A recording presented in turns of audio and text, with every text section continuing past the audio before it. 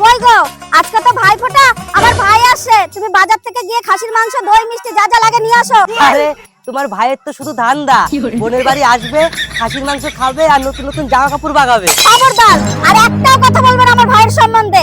আর ভাইফোঁটার মর্ম তুমি কি জানো? হ্যাঁ, তুমি কি কোনোদিন ভাইফোঁটা নিয়েছো? হ্যাঁ, তুমি ঠিকই বলেছো। আমি কি করে জানবো ভাইফোঁটার মর্ম?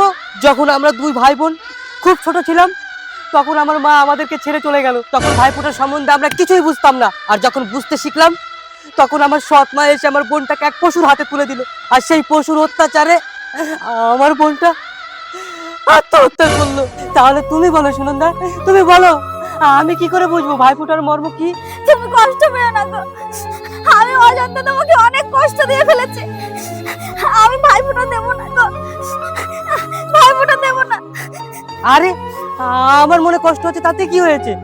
তুমি তোমার ভাইকে ফোন করো, আসতে বলো, তুমি ফোঁটা দেবে। আমি এক্ষুনি বাজার থেকে গিয়ে খাসির মাংস, দই, মিষ্টি যা যা লাগে সব নিয়ে আসছি। আচ্ছা ঠিক আছে।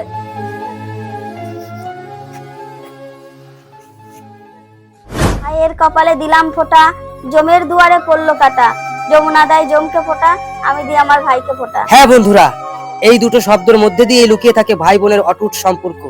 তোমরা কে কে এবছর ভাইফোঁটা দিয়েছো কমেন্টে লিখে জানিও। ধন্যবাদ সবাইকে।